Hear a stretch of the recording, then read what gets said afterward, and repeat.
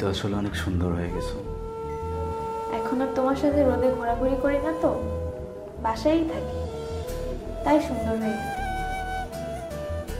আরেকটা ব্যাপার কি জানো, ছেলেরা সহজে পেয়ে গেলে মূল্য দিতে জানে না, ধরে গেলে আফসোস করে।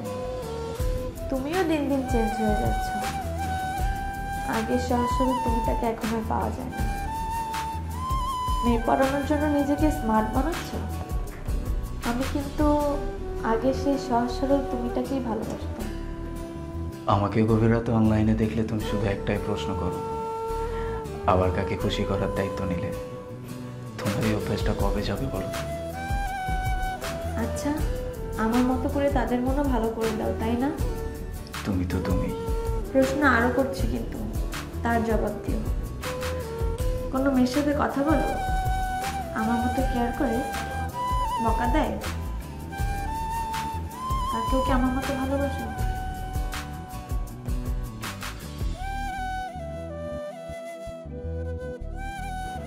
ইস, তোমার চয়েস কি বাজে হয়ে গেছে, একটুও সুন্দর না। এর থেকে আমিই সুন্দর ছিলাম। তোমাকে সেদিন দেখলাম একটা টি শার্ট পরে ছেলের সাথে রিক্সায় করে কোথায় যেন যাচ্ছিলে, আর হাত নেড়ে নেড়ে কথা বলতেছিলে। হাত নাড়িয়ে কথা বলার অভ্যাস এখনো যায়নি বুঝি? আমার অনেক অভ্যাসই এখনো যায়নি জানো।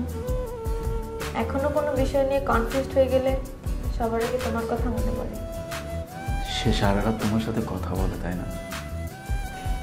তার রাত জাগার অভ্যাস নেই, সে রাতে তাড়াতাড়ি ঘুমায় আর দিনে তাড়াতাড়ি ওঠে, উঠেই আমার ঘুম ভাঙে। মানুষটা অনেক ভালো জানো। ছেলেরা প্রথম প্রথম অনেক কেয়ারিং হয়, তারপর সময় সময়ে বদলে যায়।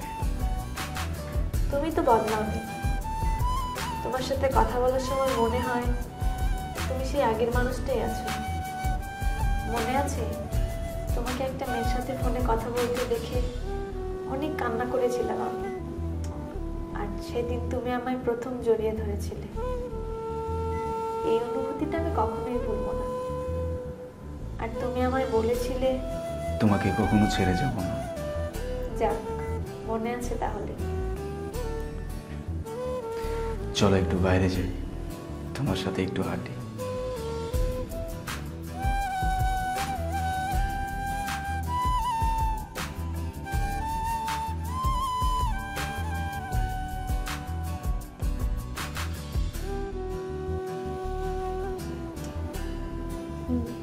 চলো।